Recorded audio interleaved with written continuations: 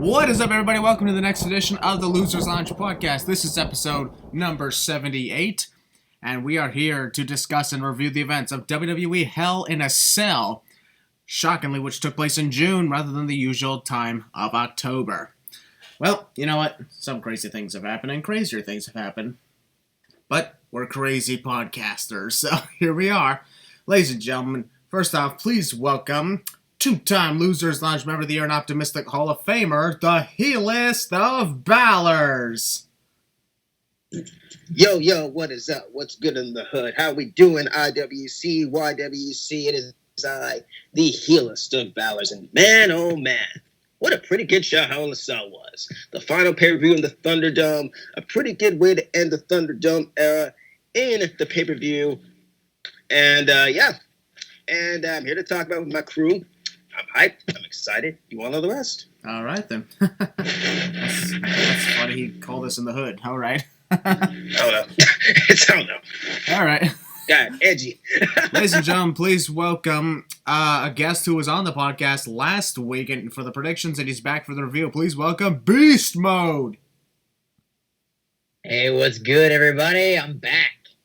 Hell yeah. How you feeling, man? Yeah, Did you enjoy Hell in a Cell? I'm feeling good. I think Hell in a Cell was a decent show. I mean, if it was the last pay-per-view in the Thunderdome, I think it delivered. I mean, it was good. I had some things I would change about it a little bit. We'll get to those later. But personally, I think it delivered. All right, then. That's always a good thing. And now, ladies and gentlemen, please welcome back to the Losers Lounge podcast for the first time since 2020. Our really good friend, and now 2021 Optimistic Hall of Fame inductee, Leo the Phenom. All right.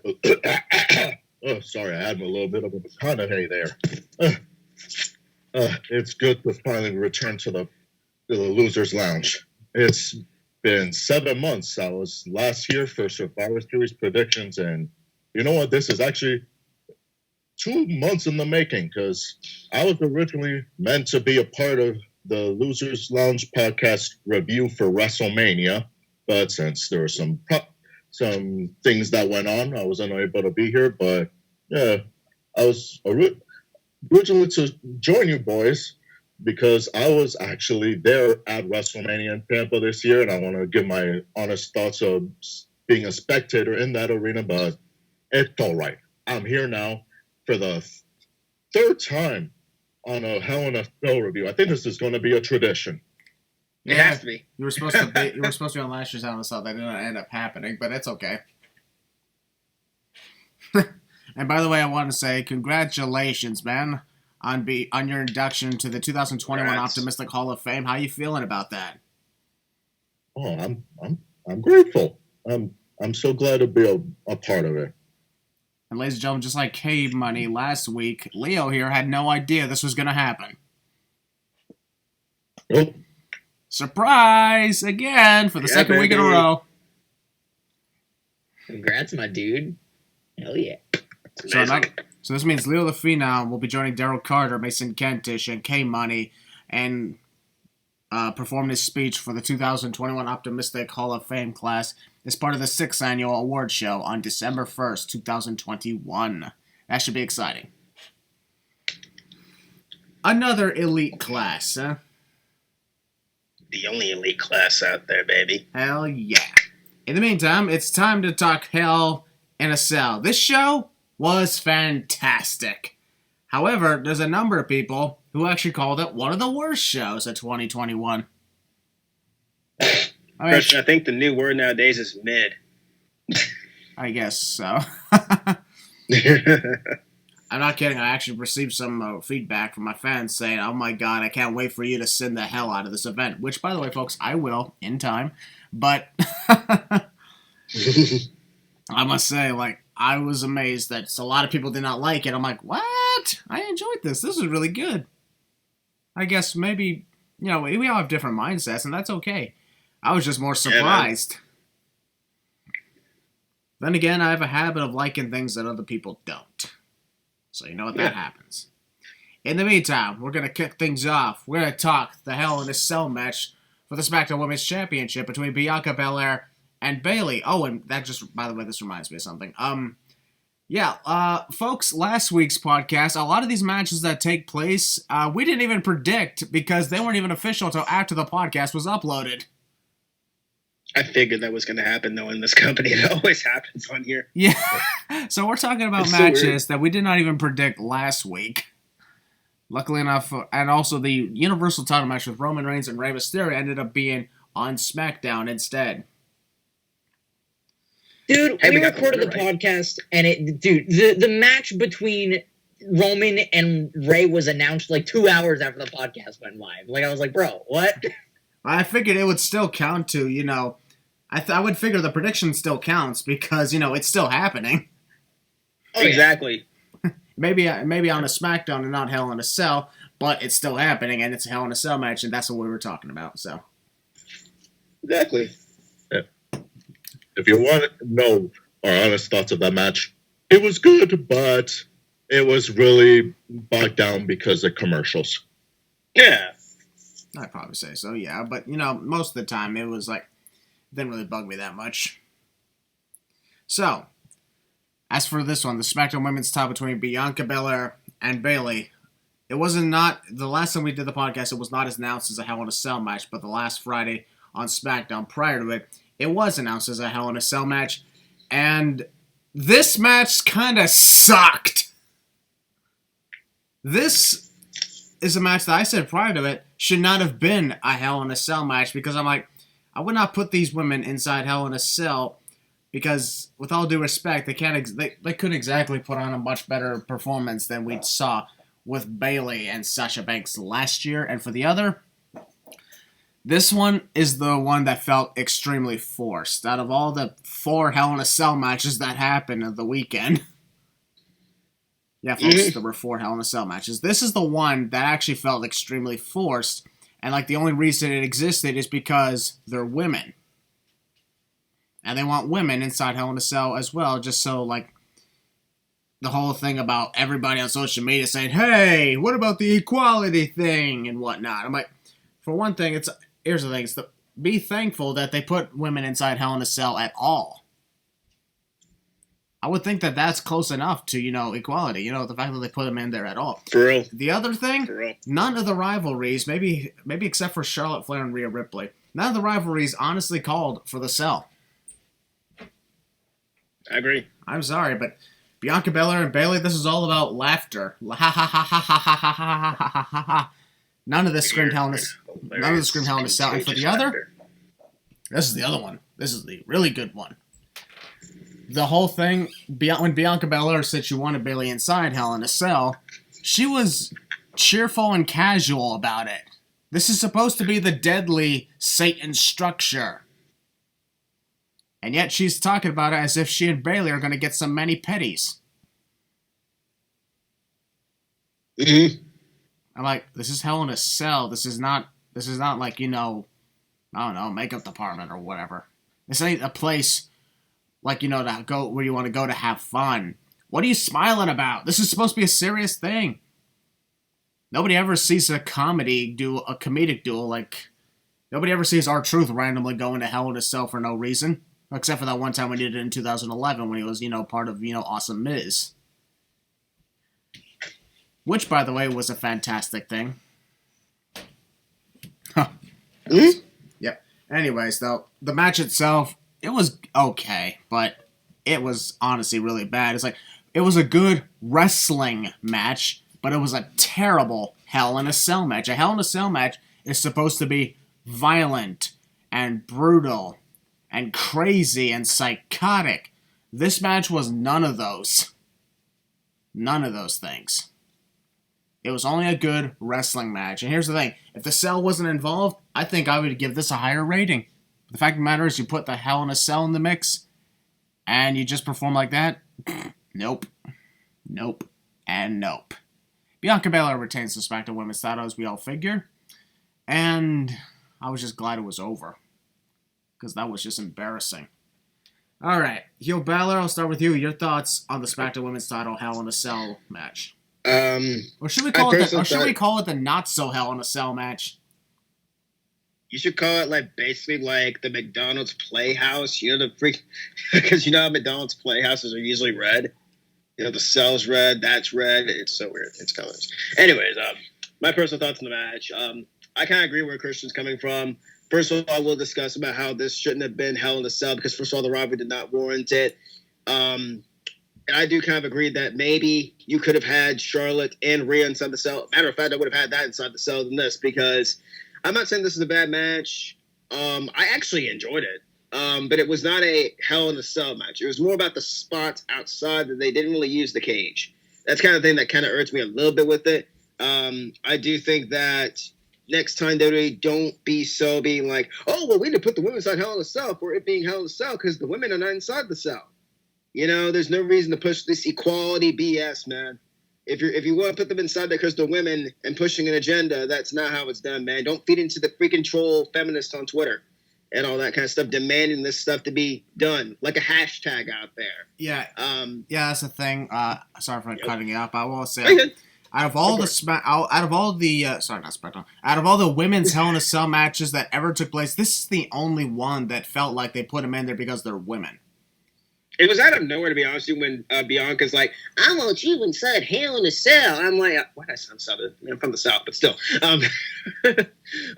She's like, well, I want you inside the cell. I'm like, okay. Like, that was out of nowhere. I had a feeling it was going to be something for the women's going to be inside the cell, but I was like, why this? Yeah, why this one? The cell. I'm like, okay, why? Yeah, Jesus. Yeah, literally, everybody would be like, why? I'll be honest, I'm not kidding. I even saw some Bianca stands that said why.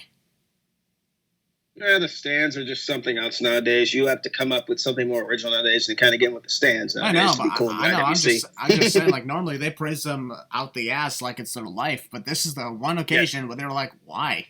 I don't understand. I'm a huge fan, but why? It was more like like you said, Chris, they put them in there because they're women and all that. They put them in there because of an agenda. They put them in there because it's a forced thing, but overall, I mean, it was pretty good. There were a few good spots that I really enjoyed. The KO deal on the ladder was sick. Freaking Bayley almost messed her knee. I think Bayley messed up her knee inside this match by, oh my God, that chair shot to the knee when she was doing she was running and she just nailed Bianca in the face of the steel chair. The steel chair was like blocked and down to her knee. That had to suck. However, here's the thing. It was pretty good matches. I will say that there was moments where they were even swinging the chair, but they were swinging it really slowly. I didn't enjoy that, like how Bianca. Okay, it was kind of okay. Let me phrase it. It was kind of cool the way Bianca was kind of Bayley was blocking the whip from Bianca, the whipping and all that kind of stuff with the chair. That was kind of cool, but like I don't know. In my opinion, I'm not saying it was bad. It wasn't one of the worst Hell in a Cell matches out there, but it wasn't that enjoyable. I mean, probably one of my favorite Hell in a Cell matches. And no, I'm not saying this because I'm biased. I'm a huge fan of her. Becky Lynch and Sasha, in my opinion, is probably the best one out there inside the cell. Because they actually went out there and actually, in my opinion, actually used the cell to their advantage. They actually used the cell. Yeah, and not just be like, they were all around the ringside area. You feel me, guys? I mean, if y'all ever saw that match, of course I know these gentlemen did, you'll understand that Becky. Oh my God. Someone starts to be around here. Becky. Thank you, brother. Lord, Jesus. Yeah, someone starts to be around here. Becky and you know, Willie can't talk. The Irish woman out there. There we go. Sasha, they actually used the cell to their advantage. And I kind of wish, I hope in future matches, ladies, that you guys actually utilize the cell like Sasha and Becky did. That's just my opinion there. I just don't enjoy how they just go out there and start destroying things like, oh, we can use the ringside area. Like with the main event, they actually used the cell to their advantage. This one, it was more about just going outside and wrecking stuff up. Sure, they used a little bit of inside the cage as well. And also, I realized this was so far, nobody won top of the cell during this entire pay-per-view. So that was interesting. Well, here's another thing I wanted to bring up. Like, you look at previous women's Hell in a Cell matches, Charlotte and Sasha. I mean, that was the first one ever. That did not feel like it was there just because they're women. It was historic, but the rivalry was actually calling for it. Looking back, I remember boycotting it back in the day. Sasha Banks and Becky Lynch. That one also called for it. Even prior to Hell in a Cell 2019, we're like, I think these two are going to be put in the cell, and honestly, they should. Yeah. Yeah. And then Bayley versus Sasha last year. That was also good. Exactly. And that wanted the cell as well. Exactly. That rivalry was years in the making. And I'm like, to put it in the cell, I'll be like, that was the one event where we were like, to not put that match in the cell would be a missed opportunity. Legit, homie. This is the only one that just felt like they're women, and we already have a men's Hell in a Cell match. Let's put the women in there. Here's the thing. I know they do the same thing for Royal Rumble, Elimination Chamber. Actually, they did not do an Elimination Chamber women's this year. Which Exactly. and Money in the Bank. They do that for men and women, because here's the thing. When it comes to the likes of the Royal Rumble and Money in the Bank, we're talking about title opportunities here, okay? And that's the one occasion where, nobody looks at a Money in the Bank ladder match as an extremely personal rivalry. Nah, No, not even. We've been putting a bunch of wrestlers in a ladder match to see who's going to get that contract. That's fun. 30 people in the Royal Rumble match, men and women. That's understandable. It's about getting an opportunity for a title shot at WrestleMania. Hell in a Cell, that's a completely different animal. You don't just put women. Legit. You don't just put men and women in there because they need one of each gender in there. Hell, I guess for men too. Some men don't want Hell in a Cell and some do. Yeah, 2017 and 2018's Hell in a Cell pay-per-view did not have rivalries with the women good enough for Hell in a Cell, and they did not have a women's Hell in a Cell match in those years because of that. It had nothing to do with their gender. It had to do with the fact that their rivalries were not good enough.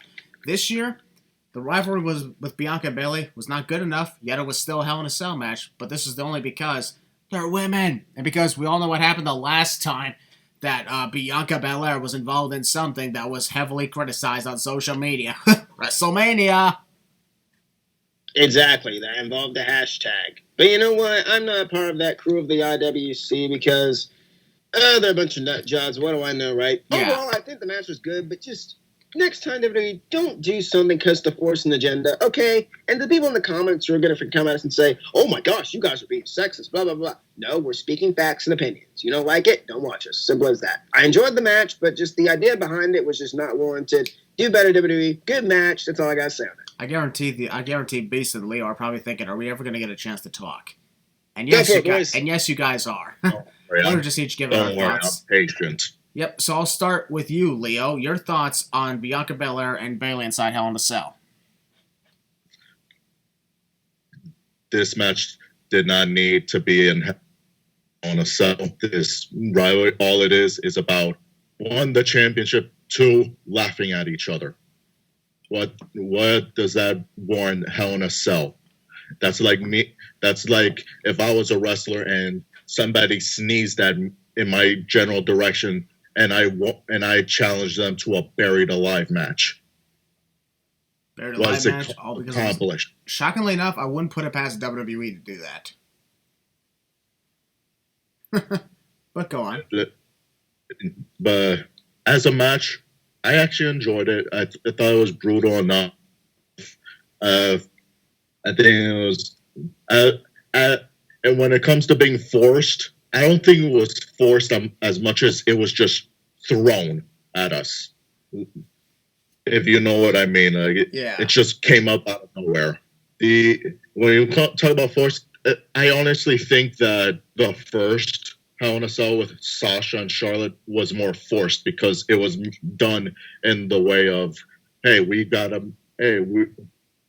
got these two women, let's put them in a Hell in a Cell and make history, because that's what's important. History. Like, well, the feud between Charlotte and Sasha was going on for months, and it was heating up really big time, especially with all those title changes. They got to the point where they were starting to win the Falls Count Anywhere matches. I'm like, oh my god, they're starting to take things to new levels each time. So I'm like, okay, I think I can see them inside Hell in a Cell. Yeah, but either way, I just felt like that one was more forced than I honestly think, because of like the history of it. Like, the first time women main event a pay-per-view, the first time women were put in Hell in a Cell. Like, couldn't it just be done more, felt more like natural? Like, yeah, you two need to be put inside a big cage, and not just because we're trying to make history, but that's just how I think. As of if you want to put it as ranked Hell in a Cell matches, I think it's below Becky and Sasha and Bayley and Sasha, but it's just above Sasha and Charlotte because I'll be honest, that match was very sloppy, and then I don't think they kind of felt comfortable enough in the cage. But that's just how I see it. Good match, did not need the cell. Yeah, I can understand that very much. And finally, Beast, your thoughts on the SmackDown Women's Title match inside Hell in a Cell? Now, with the whole force thing, I do agree that it was basically just put on us, because they're women. Now, with the fact that it was, they said it sucked, I do think that it wasn't as good as it could have been. However, I did enjoy this match for what it was. I think, with what they were given, I think they did a great job. There were a couple spots in the match that I did cringe at. One was the chair shot what Will was talking about when Bayley ran at Bianca, and I wholeheartedly believe, along with Will, that Bayley messed her knee up. I really do. She was hobbling on it. She was probably selling it too, but she looked like she screwed her knee up pretty bad. I think she did. And the other spot was the back suplex under the bridge kendo stick between the cell and the apron. That shit looked like it hurt. That did not look any fun. The KOD on the ladder, I haven't seen a ladder spot like that in a while. I've seen, the ladder laying on the ground, but I haven't seen a spot where the ladder's laying on the ground and then they open the ladder and they do a move on top of the open ladder. I haven't seen that in a while, so that was pretty cool to see. Yeah. I thought that KOD ruled. Moment, huh? Yeah, it's like a but little, with what they were... What's up? yeah, it's like a little throwback moment to the times that we've seen that in men's Hell in a Cell matches, or even other types of matches, like ladder matches. Yeah, what it reminded me of is, who was it? I think it was Edge and Jeff Hardy, where the ladder was open. It was standing up. Upside I know down. what you're talking about. Yeah. He slammed him between the legs of the ladder. Yeah, oh god. But yeah, I thought it was a good match. I think they made not made up fully for the lack of build, but they made up a little bit for the lack of build with the kind of brutalness of the cell match. I think they said, we didn't have as big of a build as we should have, so we're gonna kind of kill each other a little bit in this match, do some pretty sweet spots. I think with what they were given, it was good, but I think, the company shouldn't have just put it on our laps because they're women. I think, a feud should be built and not just because of the gender of the people. I think, a feud should be built and, getting really personal and stuff and, attacking people, berating people, maybe going, I don't know, maybe get permission to maybe a home invasion angle at some point and then be like, all right, you're getting too personal. Let's put you in a big box, and the last person standing survives. That's what a Hell in a Cell feud should be. I think it should be very personal. It shouldn't be just the gender of the people involved in the match. Yeah, here's the thing. Here's the thing. It's one thing to it's okay to make history and whatnot when it comes to genders or race color and everything. Example being yes, I'll admit it. Sasha Banks, Bianca Belair, main event of WrestleMania Night 1 was a historic thing because it was the first time two black females were in a title match in a big-time WrestleMania match. And, that's historic, yes. The problem is they shoved that in our face, and they did it wrong, and they only did it because people were, we're talking about and everything. And here's the thing, with all due respect, I understand, it was historic when Michael Cole literally said those words. For the first time ever, two black women are in a big-time title match at WrestleMania. I'm like, yeah, that's historic. However, here's the thing. Show, don't tell. Exactly. Here's legit. I will say this right here. Oh. I know we're going to get to this a little later, so I might as well say it right here. Money in the Bank this year. We have Bobby Lashley versus Kofi Kingston for the WWE Championship. Here's the thing. This is going to be the first time ever that two black males are competing for the WWE Championship against each other. But I guarantee we're not going to hear about that because as historic as it is, that's not the reason it's happening. Nope. We'll talk about that a little later. In the meantime, women inside Hell in a Cell should not be because of their gender. Just like men are not inside Hell in a Cell because of their gender. Exactly. especially like going out there in the world, especially with the IWC now that it is today, we're all focused on like clicks and likes and retweets. And I think people like, and hashtags. I don't understand this deal with a hashtag. Now I get it, like you can put out there for publicity. It's like, I could tweet out, for example, I'll tweet out, hey, hashtag Finn Balor to main event WrestleMania. Is it going to happen? Heck no. Heck no. Fuck no. Ain't going to work. You know what I mean, man? A hashtag really, all it does, in my opinion at least, is create controversy. It uses for good things and bad. The internet is used for good things and bad things. It depends on the person how you use it. That's just how I think about it. Yeah. And I think they use their hashtag, in my opinion, not for malice and intent for bad things. I think I understand why they use that hashtag. Don't get me wrong. But the problem is that the people behind the accounts and all that used that hashtag to bully, harass, and just get out and just be mean. Bingo. And no, folks, I'm not dropping that. Bingo. They don't want to hear it. And that's why we're here. Good, Lim. Oh, well, heck, I'll even give you this little moment. While I was there at WrestleMania this year, the main event, Sasha and Bianca, people were living. No joke. Actually, I was in the crowd. I could see visibly, not everybody, but a number of people actually leave the stadium because they didn't care for this match. Well, here's the thing. I disagreed wholeheartedly about the match being in the big time main event night one, but I would have still just sat down and watched the show because, I'm like, it's happening. Here's the thing. It's happening. Mm-hmm. There's nothing else to be done about it. Mm-hmm. And if I leave, I'm wasting my money here. And besides, I can't judge a match without seeing it. I think the reason that Exactly. mostly people left is because, for my thing is like, I think they probably wanted to beat the traffic. I don't think they wanted to disrespect the women, but I think they wanted to beat the traffic. Of course, the night two was the next night. You got to beat the traffic. Got to get back to the hotel, chill out, sleep, do whatever the heck. I don't think they left. Now, maybe I'm wrong, but I don't think most of them left because they didn't want the match. They were boycotting it. Because that's the case, the whole stadium would have left. I don't think they were there for boycotting. I think they just left because they wanted to beat the traffic or whatever the heck. If you were boycotting it, that's fine. But if I were you guys, if I paid my hard-earned money, I would probably just sit down and maybe give it a chance. That's just me. I spent $500 to go there. I'm not leaving in the middle of the show. Exactly. All right. So, folks, we covered everybody here. We're going to move on to the next match. This next match, we did not talk about the predictions because it was not made official. We referenced it, but it wasn't made official. We did. Until, after the podcast was done. It's Seth Rollins versus Cesaro in a rematch from WrestleMania. This time, Seth Rollins got the win. I was shocked a little bit. Yep. And I thought it was also a good match. It was not as good as their WrestleMania match, but it wasn't a bad match. So I wrote down, not as good, but still good. That's the way I quoted it. I loved it very much. I enjoyed it because here's the thing. Put Seth Rollins and Cesaro in the ring together, they're going to make magic. That's for sure. That's already a guarantee. So, this time, I'm going to start with Beast. What was your thoughts on Seth Rollins versus Cesaro? Now, this match and this feud. If anybody disagrees with me in the comments, you can disagree all you want. And if any of you disagree with me, please let me know. I think this is the match that should have been in the cell other than Bianca and Bayley. Correct! Exactly. This actually was a good feud. Exactly. That warranted it.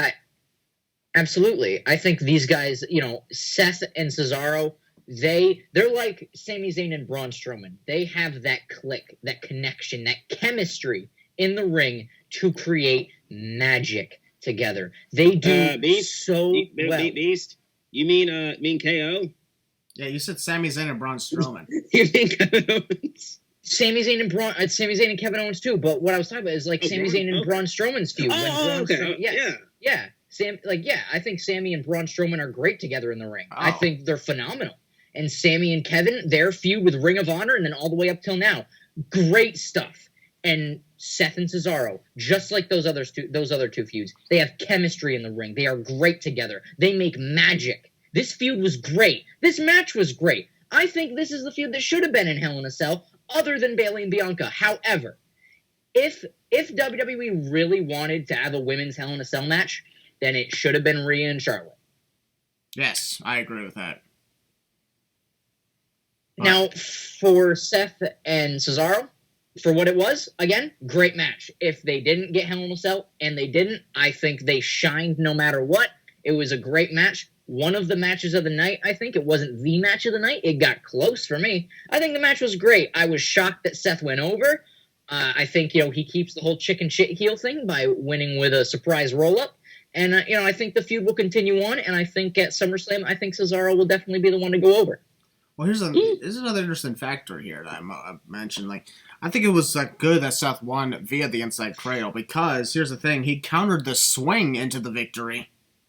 He did. He did. Yeah, that was shocking because the swing usually, quote unquote, knocks him out. When he's swinging them, they go all limp and they're dizzy. I was shocked that Seth countered that in the small package. Yep, that's why I think that was good because it actually made sense to the storyline. The whole thing was about Cesaro swinging Seth Rollins all the time, whether it was in the ring or backstage or on the floor. Who knows, maybe on the roof or something, or maybe inside a catering, or maybe one time inside of a swimming pool. Who knows? They probably did that too. But the fact of the matter is the fact that Seth, he's been in the swing so many times at this point, he figured a way to counter it. Exactly. That is called long-term storytelling, folks. And it was well done. So, I'm going to move on now to Leo. Your thoughts on the Seth Rollins-Cesaro match?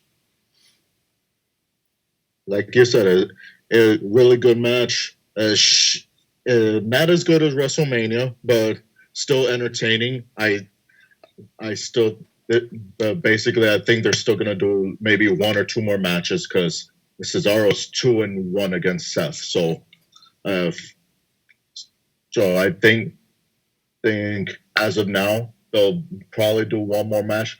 I'm saying right now they're going to do the next match on the July 16th episode of SmackDown with the full crowd. Okay, Right before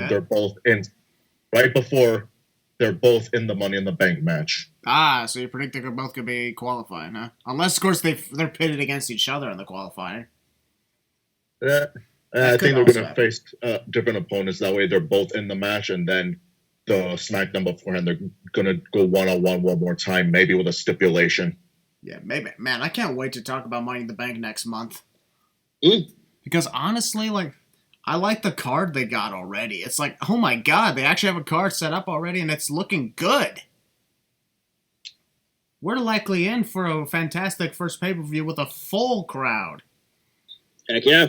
Can't wait for that. That's going to be so good. We've been in this pandemic for over a year and a half. It's going to feel great to get out of it. Yeah, it was great for WrestleMania, but even then, it was only about a quarter of the capacity crowd. And even then, that was still 25,000 people. Yeah. Yes, sir. It was still good. And it was an honor to actually be a part of that big show. I'm proud of you, man. I'm glad you got to go to that. You've officially attended more shows than any of us have this year. Yep. 1. And us? 0. Oh, man. I enjoy when we hang they're out. actually doing a SmackDown back in Tampa on the August 6th, which confused me. I'm actually going to be there. Excellent. If anyone here in Florida is listening to this podcast, is going to be at SmackDown in Amalie Arena on the 6th of August, come see if you can find me. Come find Lil the Phenom, folks. In the meantime, we're going to move on now to Heel Baszler. Your thoughts on Cesaro versus Seth Rollins? I'm going to piggyback off these two. Once again, not as good as WrestleMania, but it was still fun. I think that their chemistry is freaking amazing. The in-ring psychology that these two have is great. Seth Rollins, in my opinion, is pulling off this heel character to a T. I'm enjoying it. He is cracking me up. He's a freaking meme. He's a freaking walking museum. A freaking walking art museum, for God's sakes. It's hilarious. I think the rivalry, in my opinion, should have been inside Hell in a Cell. This feud actually warranted Hell in a Cell because it's actually personal. That's why I thought they were going to go with this thing, but their match works too. And but just imagine those two inside the cell. Oh my gosh, that would have been great. But it's always recreate that in the video games. But other than that, I mean, really good. Seth won. I had no problem with it. I mean, they're going to continue the rivalry. I do agree with what Leo said with those two having another match on the SmackDown with full fans. I like that. But overall, I mean, there's not much I can really say. Just really good match. And keep it up. All right. Yep, they always do really good. This next match was kind of weird, crazy, something cool, interesting, freaky at some points, and not to mention sometimes confusing. And at the same time, cool. I think I said cool already, but you know what? That just means it's twice as cool. Alexa Bliss versus Shayna Baszler. Now, a lot of people are saying that Shayna Baszler is buried because of this. Here's the thing. If Shayna Baszler is buried because of some supernatural thing that happened, then everybody who's ever faced The Undertaker is buried because of supernatural shit. Goes that way too, folks. Here's the thing. Alexa Bliss's supernatural thing, not as good as when The Fiend was around. But, hey, a lot of people wanted Alexa Bliss to be involved in some supernatural stuff or what, with Bray Wyatt and stuff like that. She finally gets it, and they crap on it. Tell me, who could have seen this coming? More fatalities in the IWC. Oh, yeah. And the trend continues. The trend always continues. Drew McIntyre is now the guy that nobody wants in the title picture anymore. Who could have seen that coming? Exactly. Bobby Lashley will soon join that list, followed by whoever the hell is champion after him. Exactly. In a matter of time, Keith Lee will probably be on that list if he ever was in the world title scene.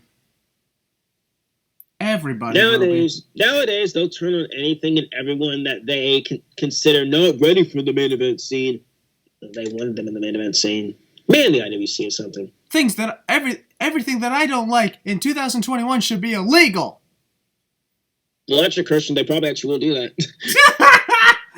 Oh my gosh! Fuck all of them then. Legit.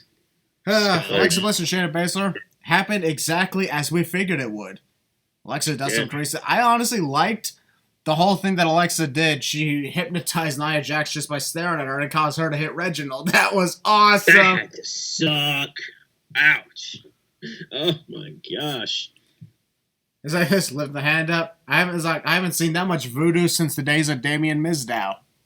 Oh my gosh. Oh, I missed Damien Mizdow. Oh my god. How crazy was it when Alexa started yelling, then Nia yelled as well? That had me on the floor. That was so funny. I'm like, it was so good. And Nia played it off really well for not knowing what just happened. Exactly.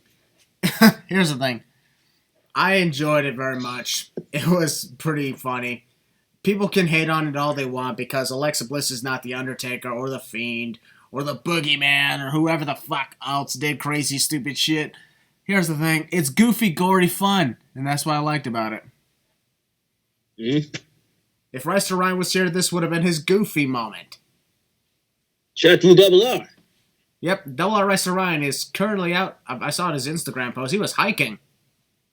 Yeah, he texted me before we even started recording. So he's hiking out there. Yeah, I seen the place where he was hiking. I don't even know. I don't remember the exact place, but it looks great. It looks fantastic. And honestly, it makes me jealous because I'm like, I want to go out and do some hiking now. Maybe I'll do that after I'm done recording. I went hiking a few days ago. Dope. It's always fun to do that. I know, right? But anyways, yeah, Alexa and Shayna did not last long. It was about 7 minutes. Yep. Short and at the same time crazy. But here's the thing. When you're in the ring with a supernatural person, just because you're Shayna Baszler does not expect or no, just suddenly attack Alexa Bliss as if she was just Alexa from 2016 to 2020. It's not the same one, no. But I will admit, I cringed in so much pain of the way Shayna was bending Alexa's arm. Oh, yeah. That was gruesome. It's because Alexa's double jointed. She can do that. It kind of reminds me of SummerSlam 2018 when Ronda did something similar. Oh, I remember that. Remember the days when Alexa Bliss would always show her arm as if it was broken? Oh, I remember those days. Oh, the first time she did that was great. I was like, oh. I was like, it's like, if you're double jointed, apparently you can do that. And that was like gruesome. I was like, oh my god. So the fact that, Shayna was basically channeling her inner Pete Dunne here. Yep. But in the end, Alexa Bliss used her powers, used her magic, And even though that is kind of crazy in a wrestling business, it's a sports entertainment business, and that's what professional wrestling is and always will be, folks. Yep. Alexa Bliss got the win. And Heel Baszler, I'll start with you. Your thoughts on this match? Overall, it was pretty standard. It was one of those matches. It was pretty much the calm down match of what we saw with Cesaro and Seth Rollins. This is more of like the calm down, I wouldn't say the quote unquote sneeze break, because in my opinion, there actually kind of wasn't a sneeze break on the show, in my opinion. Yeah, there wasn't a sneeze break at Hell in a Cell. Like, we haven't had many sneeze break matches in a while. I think it was Fastlane that had the last one. Yes. What the hell? I'm like, it just goes to show that they're doing great. Meanwhile, AEW is entirely a sneeze break. Oops. Boo-hoo, too soon. I'm going to take us down. They're gonna take down my entire YouTube channel as a result of this, even though we're not even showing anything of them. Exactly. What's up, Leo? I was about to say, what are they gonna do? All, as I like to call them, asinine, egotistic wank pheasants. Oh my god. But I'll get through this match a little bit short and sweet. I want to talk a little about, all this quote unquote hate Alexa's got. Now, where is this all coming from? I don't know. Where's this all coming from? Anybody know? Oh, pick me. Christian? Christian? It's because they're stupid. Exactly. Anybody else want to answer? No? Leo? Beast? I'll give my thoughts about it, but I don't know answer. Okay, I guess I'll get through this a little bit. I just answered exactly what they were going to say. Was it? I think I just answered what they were going to say too. Pretty much, you basically answered it. When Will was like anybody else, I was not only I was like, bro, I don't get it. I was shaking my head because I'm like, come on, why would you hate on this Alexa Bliss character when I guarantee you some of the same people that were clamoring for her to do some supernatural bullshit with the Fiend, they're now the same people that are like, oh, this gimmick sucks. Didn't they think that she was going to be Sister Abigail? They did. Yes. I did. Do you think she somehow momentarily transformed into Sister Abigail at WrestleMania? Yes, I do think so. That, and she was also in the swamp fight too. I feel like she stole Bray Wyatt's powers. I think that's exactly what happened. That's why. Wait a second. Everybody knows the legitimate reason, but if we're looking at storyline purposes, Alexa Bliss was draining the Fiend this entire time. Exactly. All you horror film nerds out there should know how this works. Why do you think the Fiend lost to Randy Orton with one RKO? Exactly. Because Alexa Bliss. RKO. That's because Alexa Bliss shattered its powers. Exactly. Zapped its powers. Yeah. If the Fiend did not lose its powers, it would have kicked out at 1. Exactly. But I promise you, once Bray's back from his extended break, he's gonna. I think what they're probably gonna do is they're gonna make Lily an embodiment where a big buff man is gonna play a little doll in a human form, and they're gonna put Lily versus the Fiend. Well, that's gonna happen at SummerSlam. And watch everybody shit all over it like they normally would. Nowadays, I think it's not really that surprising that the IWC will pretty much show and everything. It's just a trend. I just don't understand where this whole thing with the what. And I get it. Everyone's entitled to their opinions. That is totally fine. I respect that. But what I don't respect is some people go out of their way and actually saying, well, if you enjoy Alexa Bliss, then you're a bad wrestling fan. I'm not entertained by this. I mean, that's fine if you're not entertained by this, but some people might be. Then be a freaking prick and start being a complete douchebag on the internet because somebody likes it and Alexa's having fun. Exactly. There is a huge difference. Yeah, I am all fine for people having differences of opinions because that's great. If everybody in the world had the same opinion, the world would be bland and boring. I'm all for people having a difference of opinion and you not liking a certain gimmick that somebody is doing. If it's not your cup of tea, that's okay. Express those feelings and express your opinion, but there is a huge difference between expressing your opinion and shitting on it. Exactly. That's my opinions. I enjoyed the match. I'll talk a little about the match, I guess. I enjoyed it. I do think that this is one of those things where it's pretty entertaining. I'm enjoying what Alexa's doing in the ring. Nia's cracking me up, same with Shayna Baszler. And people was like, oh, but Shayna, they're not taking Shayna seriously. Shayna needs to be a good competitor. I understand. I want Shayna to be taken more seriously, but I mean, it's called World Wrestling Entertainment for a reason, ladies and gentlemen. Gosh, learn what the final E stands for in the WWE. Bingo. That's what it stands for. It's fun if you're not entertained, but some people might be entertained. I mean, it's crazy out here, man. But other than that, I enjoyed the match. I thought it was good. And Reginald's pretty good in his role, too. I mean, it's one of those things where it's like supernatural and spooky. I mean, if you don't find it spooky and supernatural, they're trying to. It's the funny thing. I'm going to say it again. They're trying to be edgy. Didn't the company want to be edgy? They're being edgy now. You don't like it being edgy. God, make up your minds. You guys make more heel turns than the Big Show. God. Bingo. All right. That's all I got to say on it. All right. Leo, your thoughts on Alexa versus Shayna? As a match itself, it was nothing special. All it is a kind of a supernatural spectacle. And it pretty much went the way I expected it. As a people hating on it, all the Alexa thing, like, here's the thing: wrestling is subjective. Like, not everyone has to like or dislike the same thing over and over on every single thing. For instance, Backlash. A lot of people hated the lumberjack match with the zombies. I freaking loved it. And what else of another opinion of mine of last year of everybody was praising the stadium stamp in AEW last year and this year.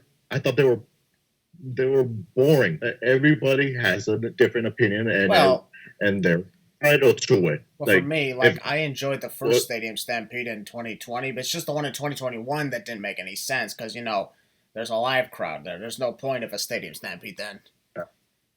Yeah.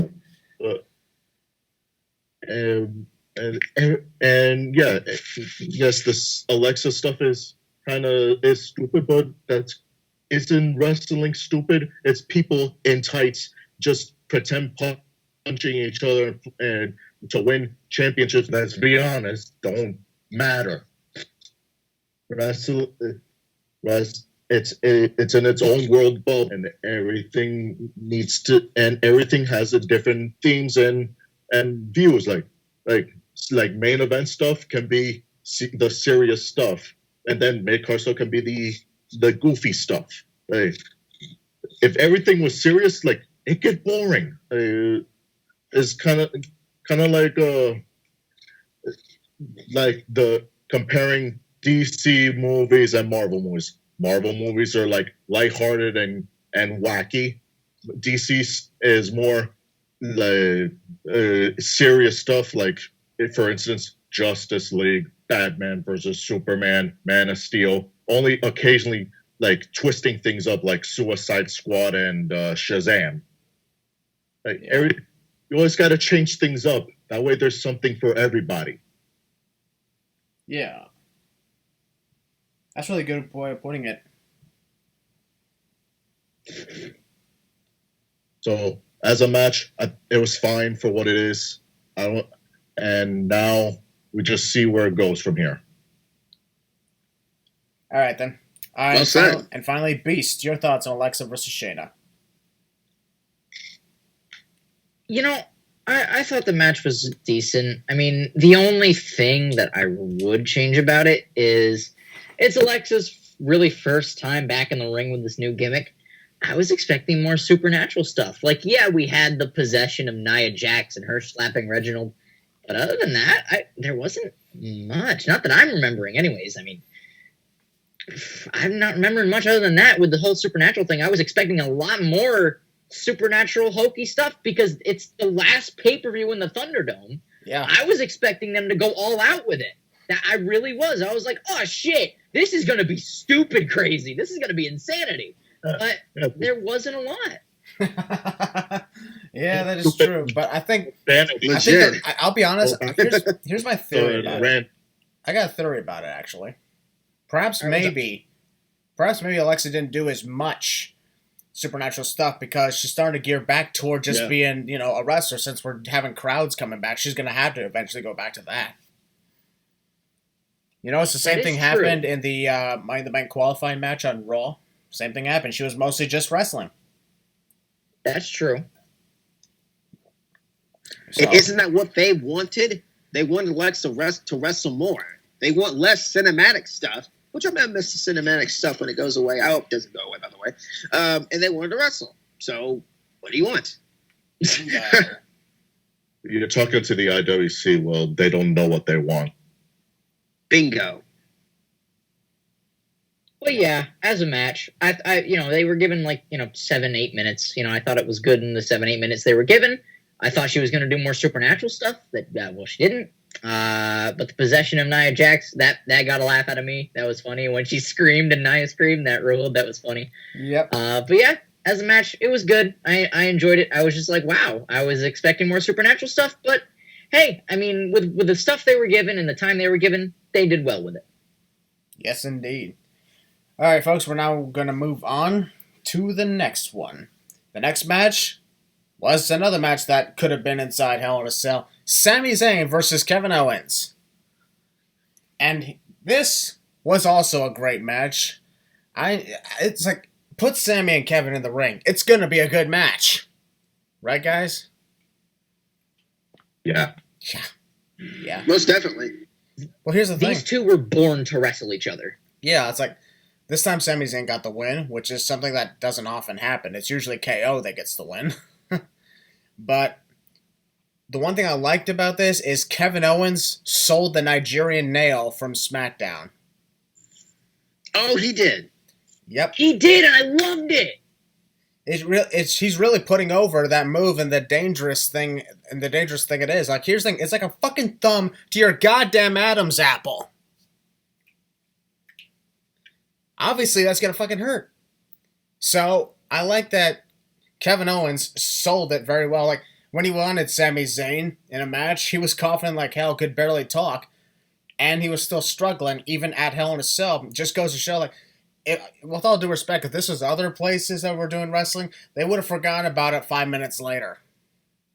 That's very true. I did like that Kevin was coughing and wheezing during the match. That really sold the effectiveness of the Nigerian nail.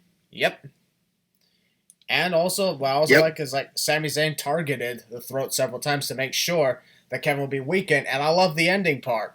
The ending part where Sami Zayn caused Kevin to bounce off the ropes throat first and then got a haluva kick, and that was it. That was so sick. That haluva kick caught him. Yep, it did. You saw the slow-mo replay? Oh, that looks so bad, man. Like, good. It looked good, but, that looked like it killed. Yeah. Brutal. Yeah. So, yeah, Kevin Owens deserves huge praise for selling the Nigerian nail while at the same time trying to kick Sami Zayn's ass. Like, every time he tried to do something, or whether he landed on his back or something or did a crazy move, all of a sudden that would affect him and his throat and his ability to breathe, because that can happen in real life. It's like, taking bumps in the ring causes you to, like, it has sometimes it could knock the wind out of you. Depends on how you land. If you have an injury because of a move that you hit and you take a bump, of course it's going to cause some effects. So that's why Kevin Owens really did his homework. He knows what he's doing. He's a fucking veteran, for God's sakes. He knows how to sell injuries and how to properly sell in wrestling matches. And I'm like, this is why a lot of stars of today really need to take notes from these things. And if, for example, if you have a leg injury that you're supposed to sell in the match, sell the leg injury throughout the whole match. It doesn't just magically heal. Unless, of course, you're on a supernatural gimmick. Then at which point, yeah, that's fine. Example when, what was it, Corporate Kane or something? Took stairs to the foot from Seth Rollins, And then Demon Kane came out of the ambulance and he was totally fine. I'm like, that makes sense. He's a fucking supernatural demon. Yeah, he's a demon. Kevin Owens is not one of those. Legit. He's just like, like a regular guy that's in here with a gimmick of just being a wrestler. That's understandable. That works. So the fact that he stole that Nigerian nail, especially from somebody the size of Commander Aziz, that is going to fucking hurt you. And it's like, it's putting over Commander Aziz and Apollo Crews without them actually being there. So, major props to KO for that, and major props to Sami Zayn as well for putting on a good match with KO. Sami gets the win.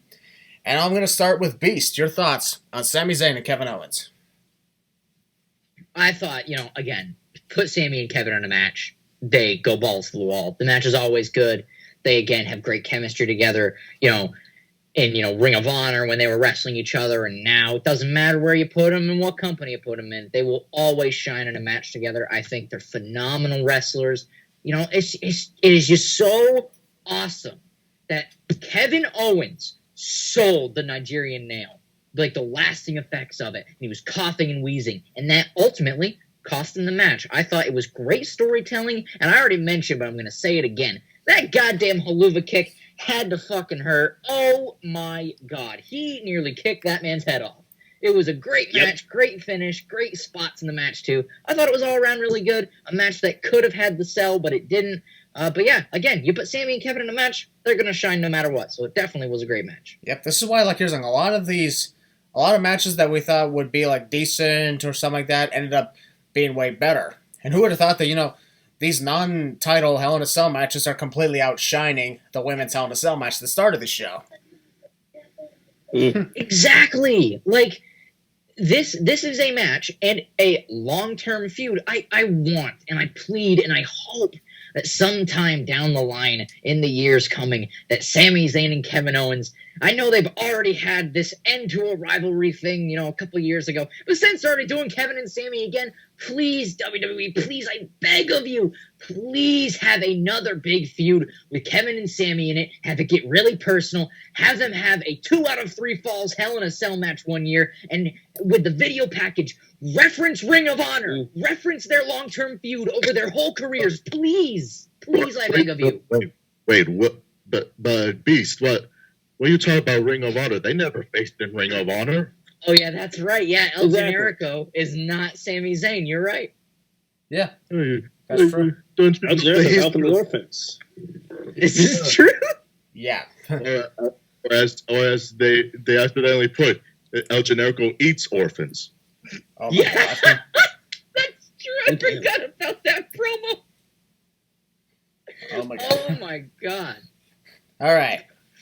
So, Leo, your thoughts on Sami Zayn and Kevin Owens? Not much to say. It's good. Not as good as the WrestleMania match or Battleground 2016 or even their NXT matches, but it was still good for what it is, and is the first time since October that Sami Zayn's got a pinfall victory. That's crazy. Oh my God. Yeah. And do I see the right concerning afterwards? Maybe one more match, and then they take a break from each other. I wouldn't mind if finally Kevin, once he comes back from his little break, he finally knocks some sense into Sami, and Sami finally understands, like, okay, yes, I've been a stupid idiot, and I wouldn't mind them being a tag team for a little bit. Oh, I'd be down for them to win tag team gold. I agree. All right. Yeah, it's fine. All right, then. And finally, Hugh Baszler, your thoughts on Sami Zayn and Kevin Owens? Once again, another fun match from these guys. Fight forever. These guys never fail in putting on a bad match, in my opinion. I never would have changed anything about the match. These guys just deliver magic every time they get in the ring, in my opinion. And I do agree with Leo. I think they should both take a break. And what I think is going to happen is that they're both going to enter probably in Money in the Bank, maybe. But we'll see them cross paths in that match. But for now, I say keep them separate. Have KO go after the Intercontinental title again or something like that. And maybe turn Sami Zayn babyface, because I'm kind of getting tired of him as a heel. Like, I don't know. Maybe it's just me. I miss babyface Sami. That's just me. But overall, good match, good storytelling. The Nigerian nail is probably the most brutal finisher I've seen in a while, at least. And Kevin Owens sold that very well. And overall, good match. Loved it. Yep. Whew. Kevin Owens and Sami Zayn, they never fail to impress. So, ladies and gentlemen, we're going to move on now to a match that I thought, honestly, was not going to be that good. But shockingly enough, I actually labeled this my personal favorite for match of the night. Rhea Ripley versus Charlotte Flair for the Raw Women's Championship. Who would have thought that match would be so damn good? It was a great match. I did. Really enjoy it. I mean, their match at WrestleMania 36 at the Performance Center was also fantastic. It really was. Like, they shine. They have great chemistry in the ring. There is one point in the match that I will get to when I talk about the match. But again, overall, it was a good match. Like, they are another pair that just have great chemistry in the ring together. They make magic. And I'm happy that now they're doing another match. Because, I saw people on Twitter complaining, Rhea versus Charlotte again? Eye roll emoji. And I'm like, why? Charlotte beat her at Mania. Rhea beat her here. They're gonna have a rubber match. Well, technically, Charlotte won the match. Well, yeah, but true. But, Rhea walked away with her head high, but still, they're gonna have a rubber match. I mean, well, it can't exactly be a rubber match if, Rhea didn't exactly get a win, so we're not at an even score here. But what you're saying is they're having another one because of the warranted disqualification. Right. Oh, definitely. Yes. Charlotte wins via disqualification because Rhea Ripley hit her with, the top head of the table, which a lot of people were like, how is that usage of a weapon? I'm like, she grabbed it with intentions of using it, and she hit Charlotte with it. That still counts as a weapon. That's what I was going to get into. I didn't realize... Okay, now I realize that, hitting him with the hood of the announce table is a DQ. I've been watching wrestling for my whole life, and I never realized that if you haul off and whack somebody with the hood of the announce table, that it would be a DQ. That's why a lot of people, when they tear apart that table, they make sure their opponent is nowhere near it first. That's a good point. I never realized that until now. Yep. So here's the thing. Charlotte and Rhea, they put on a hell of a match. It was only 15 minutes, but it was so good. It was so good. It was great back and forth action. And here's the thing. A lot of people are talking about that match mainly because Charlotte was kicking John Cena for a bit. She was. She completely whiffed the kick. But here's the thing. That one moment doesn't define the whole damn match. Oh, it was funny, and it's honestly meme-worthy. It's hilarious, and you can make as many John Cena references as you want, but it's not the whole damn match. And if people say it's the whole damn match, then, all right, if I'm going to talk to the people who are saying that one moment defines the match, all right, well, then let me ask you a question. If one moment defines a match, one botched moment, John Cena versus CM Punk, Money in the Bank 2011, that match had a couple botches in it. Do those botches define the match? Nope. Oh, you want to? How about this example? The quote-unquote greatest WrestleMania match of all time, Undertaker, Shawn Michaels. Is that match only remembered because Undertaker went for the dive and Sim Snuka didn't barely even catch them and Undertaker landed on his head on the floor? Is that the reason that whole match is remembered? Exactly, bro. There's a lot of examples we can put up on this, but in the end, the end result of all this is the answer is no. That does not define the whole match. Just like Charlotte missing the kicks on Rhea, I laughed at it. It was funny. It was hilarious. But then, I moved on. I didn't talk about it for the whole damn match. I'm like, hey, is she going to do this again? Oh, is she going to do it again? Oh, here we go again. Nope. No, yeah, you move on. It was one little botch in a match. It was funny, but yeah, ultimately it was a great match. Oh, yeah. That one moment doesn't define it. Yep, I enjoyed it very much. It was a great match. I was watching the show with Mama Maracle, and here's the thing, she doesn't like Charlotte that much because of her overpush. She even said, and I quote, if you cut half of the title she's won out of her resume, then I think people would appreciate her a lot more. But the fact is, you can't overlook that she's so damn good in the ring. She is. Hell, the Losers Lounge in late 2020 were saying, man, we need Charlotte. The women's division needs Charlotte. Where is she? Exactly. Now that she's back, people are like, oh, but we want her gone again. I'm like, you always want her there's gone no again. pleasing people. Sasha Banks, I know she's going to be coming back soon because, she's filming season 3 of Star Wars The Mandalorian, which, by the way, is on Disney Plus. Disney Plus.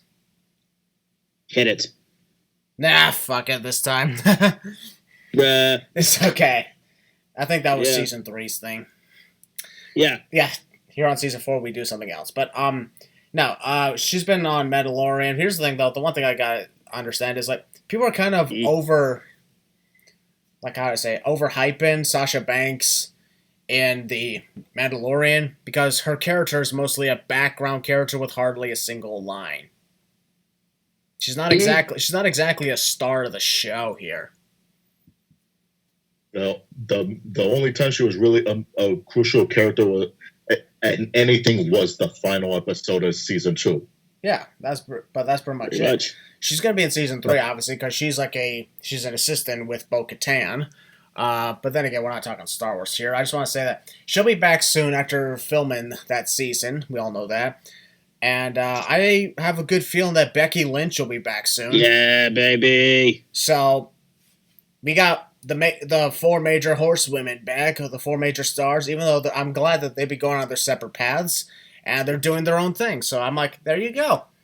It just goes to show that there's going to be some really great moments in women's wrestling. I'm like, you just got to be patient. In a matter of time, things are going to be all right. Here's the thing. WWE, whenever they're in a tough spot, they always pull through in the end. We haven't been wrong before. We're not going to be wrong right now.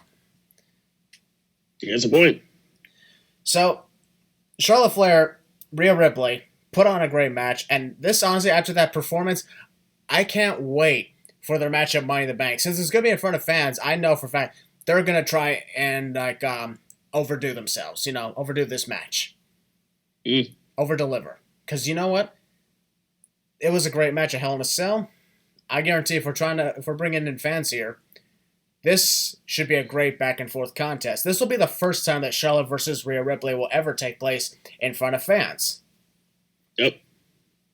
So, here we go. And I hope, honestly, Rhea Ripley, when she does her entrance of This Is My Brutality, I hope this time she actually has pyro explode when she stomps her foot on the ground. I hope. Because right now it's just a non-pyro noise. Which, folks, is a catchphrase on my Sins videos. I've made a lot of references. A lot of people have a non-pyro. Exactly. It's hilarious.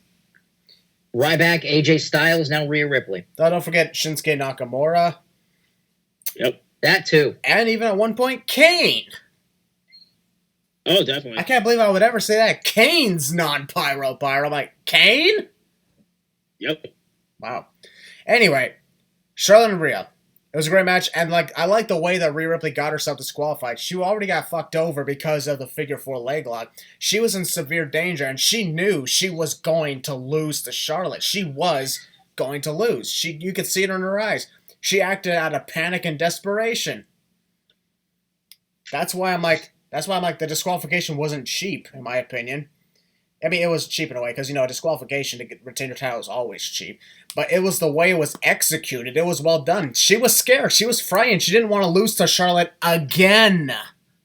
Right, which is why it paints a good story. If you watch the match back, yeah, Charlotte was attacking the knee. She was putting the pressure on that knee of Rhea's, and Rhea was like, shit, I'm going to lose. I got to do something because I don't want to lose again. This is going to suck. So Rhea gets out of the ring and hits her with the hood of the announce table. Why wouldn't you? I mean, you're going to lose, so, you might as well go pedal to the metal and try to find something. You're going to try and get scrappy and try and find something, get resourceful. And she found something, hit her with it, and that got her DQ'd, which is good. It paints a good story. That's what wrestling is. It's storytelling. Yeah, here's the thing. When heel wrestlers get themselves disqualified, yes, it sucks, especially when fans are in attendance. I'm like, we didn't pay our good hard-earned money for a disqualification and everything. It's like, here's the thing. It goes well with the story. Remember any of the times, example, Randy Orton got himself intentionally disqualified? That's true. Oh, Randy Orton. Whether it was a Yeah. low blow or my personal favorite, slapping the referee. A simple slap to the referee. God, I remember those days.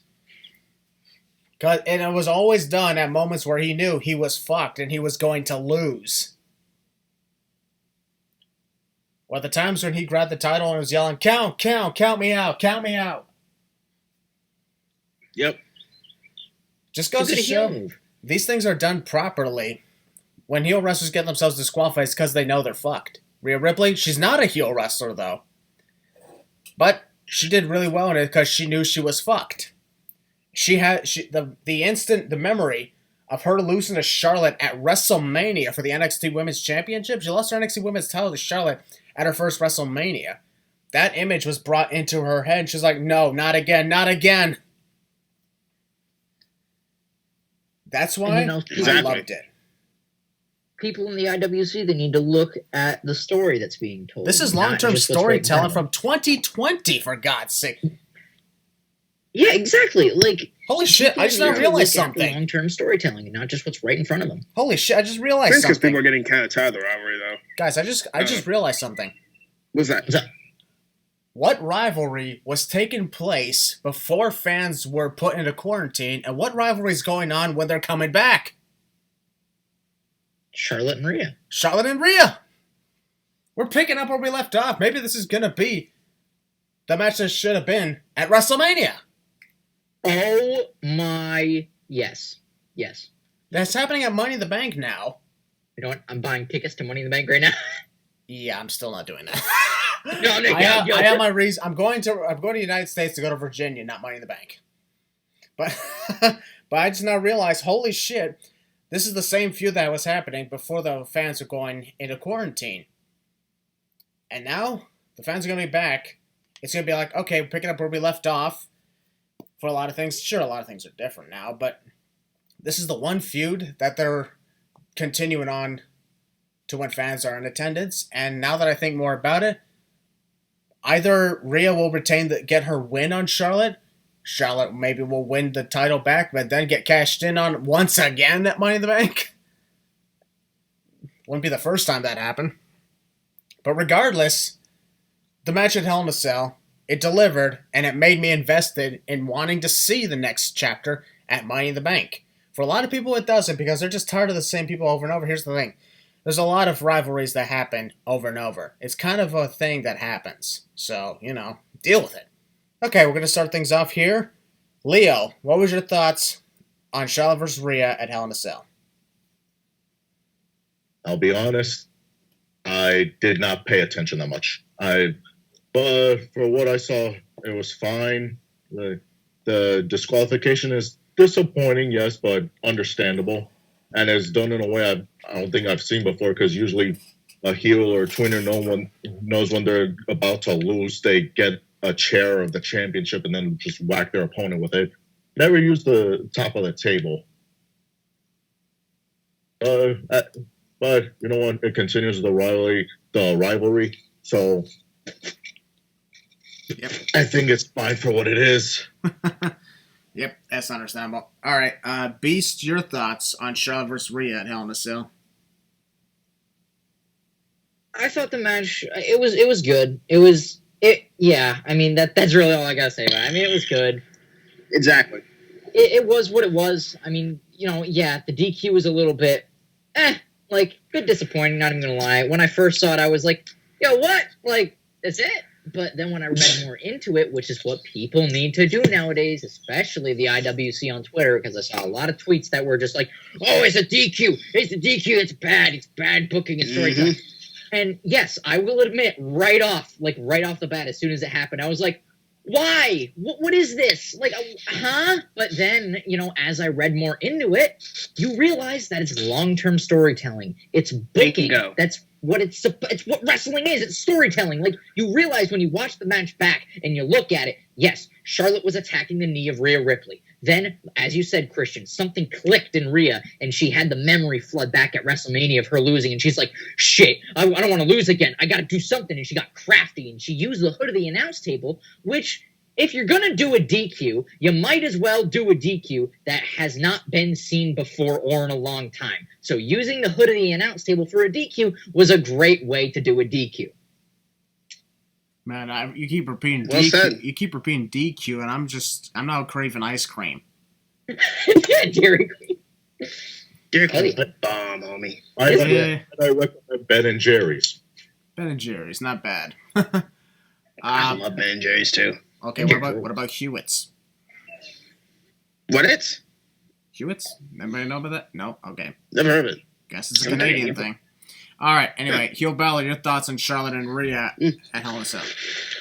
I personally thought it was very good. And as you guys pretty much explained right there, I think I need to explain more.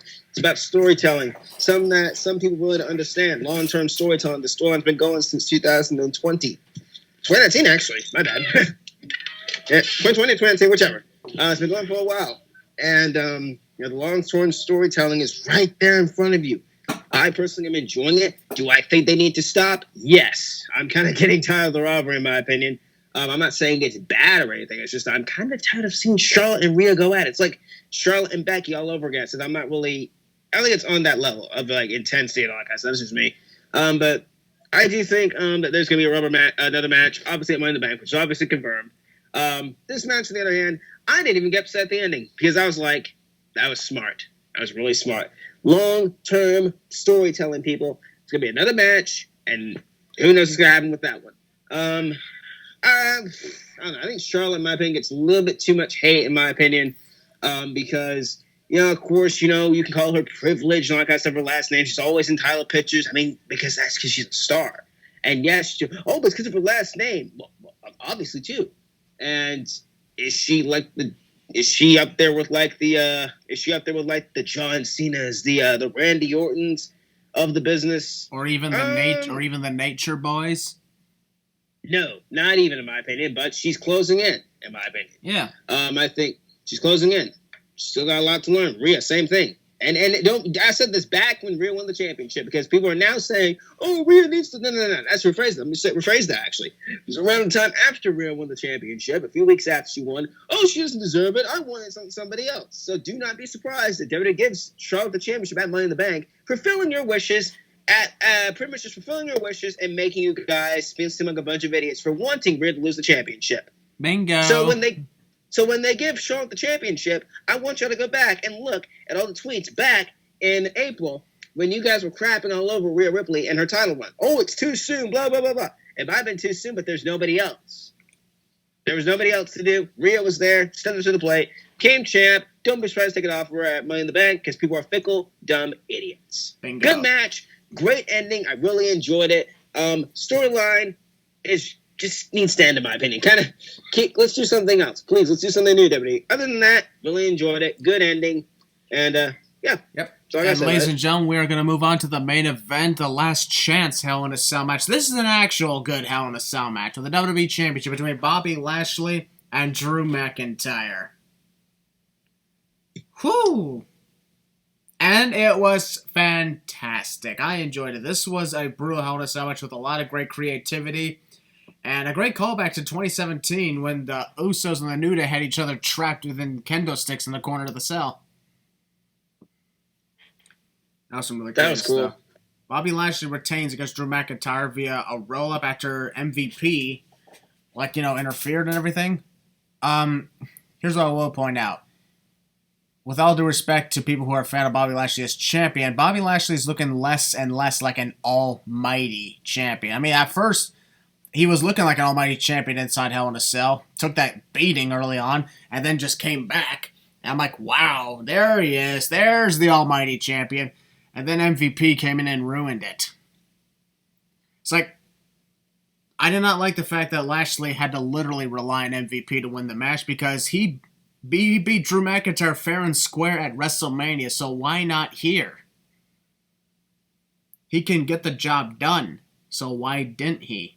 Why did he have to resort to MVP? I mean, it's like, he's looking less like an almighty champion because he's relying on MVP. So that's why it's sad, in a way. It's a good thing that Drew McIntyre, of course, is no longer allowed to get a title shot Unless, of course, he wins Money in the Bank, in which case he can easily cash in right then and there. Pretty much. But the thing is, when it comes to the scene of Bobby Lashley, if he had beaten Drew McIntyre without the help of MVP, then this would have been even better. This would have been even great. But I think they also did this so as to not make McIntyre look weak. I'm like, it's Hell in a Cell. Nobody's going to look weak here. Exactly. If Drew McIntyre loses to Bobby Lashley, he ain't going to lose his momentum. The fact that he lost basically to MVP is what made him lose his momentum. Hell, he lost to Matt Riddle the following night.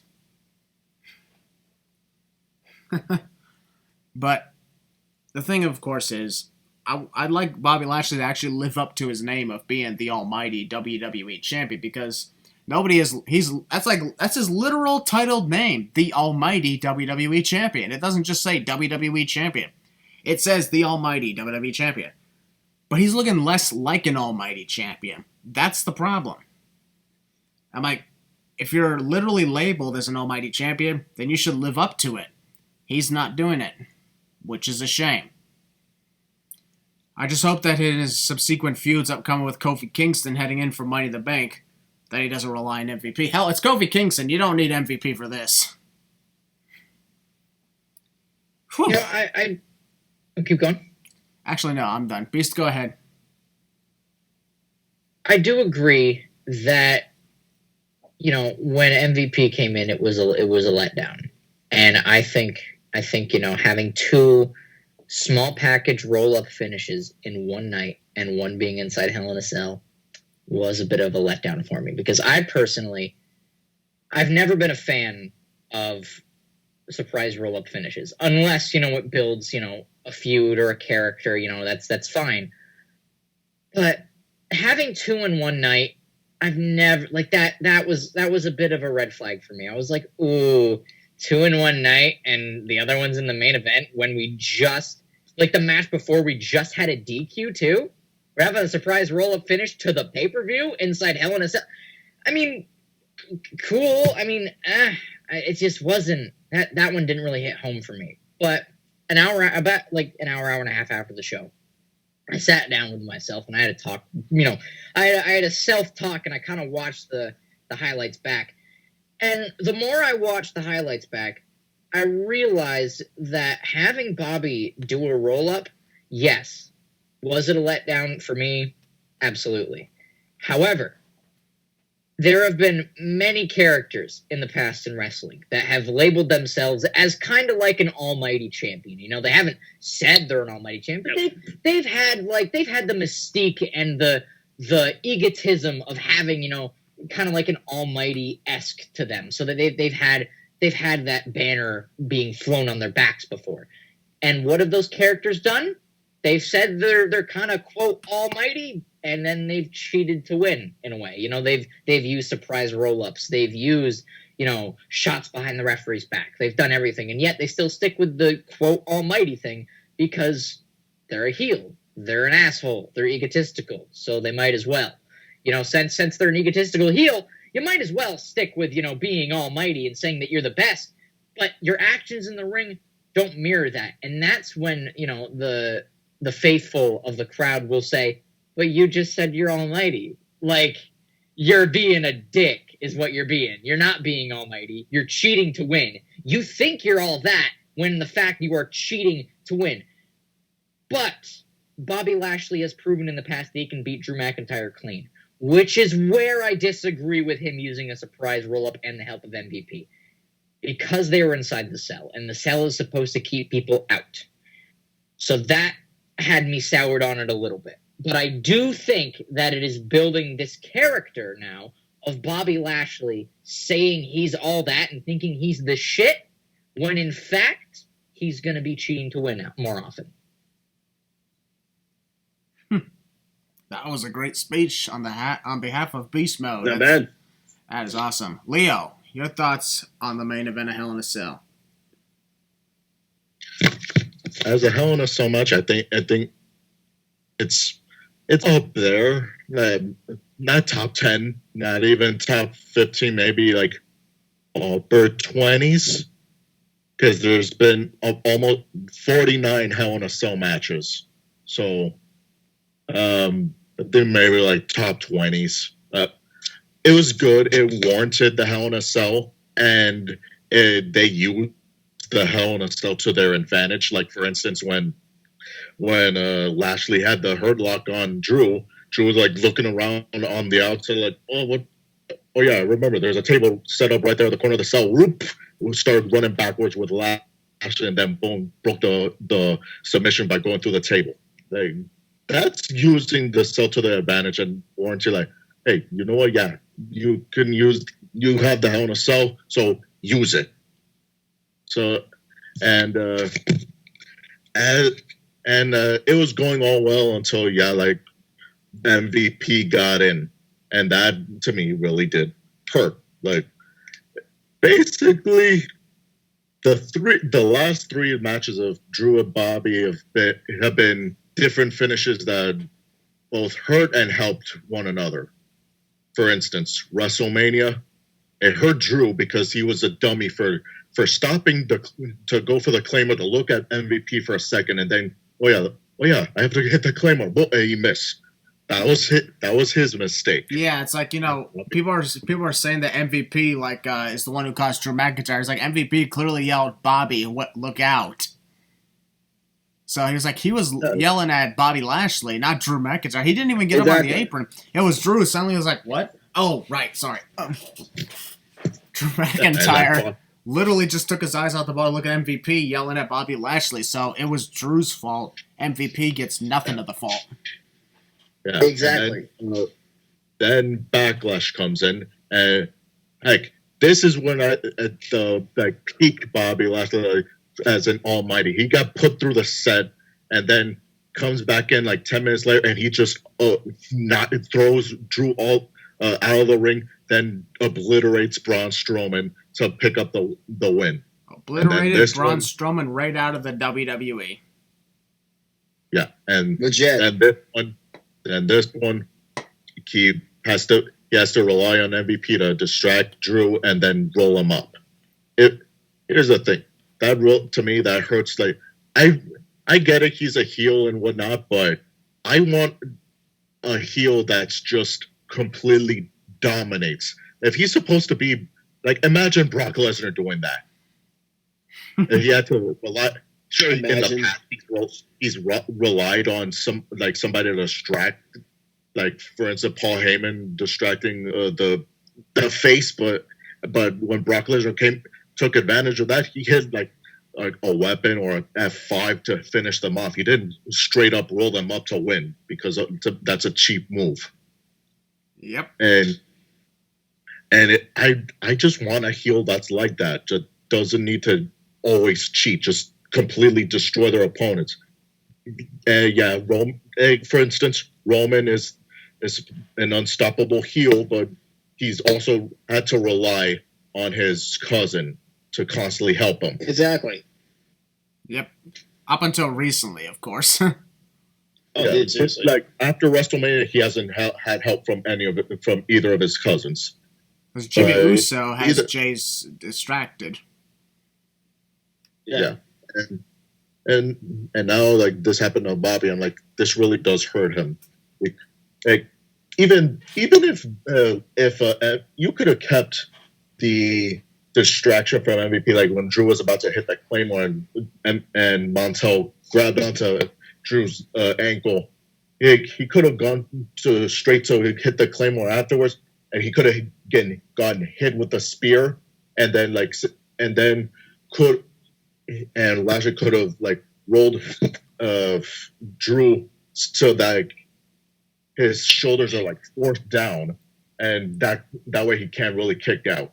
That would have been perfectly fine, but straight up schoolboy, I think that really does hurt the mystique of the quote unquote almighty. Yeah, I'd agree with that very much. Yeah. Good, really good Hell in a Cell match, just boggled down by the finish. Bingo. All right, and finally, heel Baszler. Your thoughts? I'm going to piggyback off all of y'all. I can't agree with everything y'all just said. I mean, I enjoy Bobby Lashley as the WWE champion. I think he's doing a fantastic job. I just don't like. I agree with y'all about with the finish. I don't think he needs to use outside interference and a roll up to get the win. Come on, dude. You're supposed to be the almighty, the freaking animal, the freaking the beast. I don't freaking know. You're supposed to be the dominant champion. The dominant champion isn't supposed to roll up people to get the win. I think that kind of just created the finish as a sourness, in my opinion. I think it was cheap. I think it was stupid. I mean, enough of these outside interferences from enough of these weird outside interferences from like different managers or wrestlers, and enough of these like roll up cheap finishes in wrestling. Like, it's fine if you're a heel, but at the same time, you're supposed to build this unstoppable force, and an unstoppable force does not need roll ups to win their matches, in my opinion. And I know people in the comments will be saying, "Oh, y'all are reaching, y'all are really overanalyzing this." Well, that's what we do. That's what we're doing. We're the critique. We've been doing this for 4 seasons. Exactly. We're to critique, talk, and just predict pro wrestling. It's what we are. And, that's what it is. I mean, I just don't care about how they did that finish. I mean, it would have been great if somebody, maybe it could have been distraction from MVP or just not distract Drew McIntyre at all. It was so stupid. But, the moment the first referee was knocked down, I'm like, oh my god, here comes MVP. Exactly. I like that they locked him inside the cell. That was pretty cool. I was thinking, like, okay, MVP's going to grab a weapon. He's going to use on Drew McIntyre, and then the champ's going to hit the spear, and then knock him out with the freaking hurt lock. Nope, didn't happen. Roll-up finish, cheap as heck.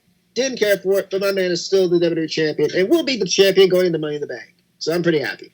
Just not having the finish. Ugh. This will be the first. The Money in the Bank's gonna be the first time that Lashley's almighty entrance will take place in front of a crowd. First like, time but then again, he did it at WrestleMania. I'm talking about like full crowd, baby. Yeah, I'm talking about full crowd and inside an arena, not an outdoor stadium. But what are the odds that people are gonna jump and get scared like Kane's pyro? Because Bobby's entrance does start with pyro. Boom, boom, boom, boom. Just like the weird lightning effects, because that's what you not see at the arenas. It's all indoor effects. His entrance is probably one of the best out there. They were Karrion Kross. Yeah, that's something. Karrion Kross. He doesn't use, roll-up finishes. Be like Karrion Kross. Please don't use roll-up finishes. Here's the thing. It's stupid. You gotta make Bobby Lashley look like the true final boss of Monday Night Raw. Just like Roman Reigns is the final boss of SmackDown. Roman Reigns is the final boss of all professional wrestling. What are we talking about? I wouldn't go that far. That's just me. But he's up there. He's better than a certain champion from Canada. We're not going to get into that one. Exactly. Yeah. Corn pop. Okay. Anyways, yeah. So overall, folks, that was our review of Hell in a Cell. We'll be taking a few weeks break because we have a couple weeks left until is Money in the Bank, because that's the next one we're going to be talking about. We are going to be talking and predicting the events of Money in the Bank 2021 in mid-July. That is going to be exciting! Which will be the first time, the match that will be taking place at Money in the Bank, the first time ever for the WWE Championship. 2 African-American guys going at it. Can't wait. But like we've mentioned before, that's history in the making. But I guarantee that's not going to be talked about a lot, because here's the thing. Let the history play out. Don't show. Damn right. Don't tell. Exactly. And don't use hashtags. Yeah. Amen. Because here's the thing. As much as here's the thing, I really hope people don't. I don't know if I'm going to get heat from this. I really hope people don't use the Black Lives Matter hashtag for this match. No. Do not use a political agenda like BLM to hype Bobby Lashley and Kofi Kingston. Just please leave it. I mean, Leo of all people knows about that one. Yeah, just let the match play out. Amen. Let the match play out. Yeah, simple as that. Easy as that. Easy, obviously. Anyways, folks, Beast, as always, it's always good to have you. It's good to have you on for your second appearance. Did you enjoy it? I absolutely enjoyed it. It's always a blast coming on. Like I said, Leon, last week, I've been a fan of the podcast for a long time, and it's great to be on again. I wasn't expecting it. I was out of nowhere. I was like, hell yeah, I'll definitely come on. Like, I'm gonna say no. It's been awesome. I love it. It's great to talk and review the events of pay-per-views and talk about pay-per-views and predict them. It's great to meet you, Christian. You're a great guy. And yeah, it's been fun. I love it. And Leo, of course, well, it's good to have you back. And once again, congratulations on the Optimistic Hall of Fame induction. Yeah. Thank you, and thank for that. And thank you for inviting me. I always enjoy coming on these calls and join the podcast because it's not just because it's a podcast and whatnot. It's because I just love talking with my friends about wrestling. That's what we're all here for, folks. And of course, Heel Baszler. It's always great to see you. It's always a pleasure to be on here, man, with my crew. It's amazing. I love doing this. And we ain't going to stop, man. Yep, everything. Everything is going to be great. I honestly can't wait for fans to be back. We'll actually have the feeling of normalcy back. I heard something about new stages going to be created, so let's hope we get to see some new stages.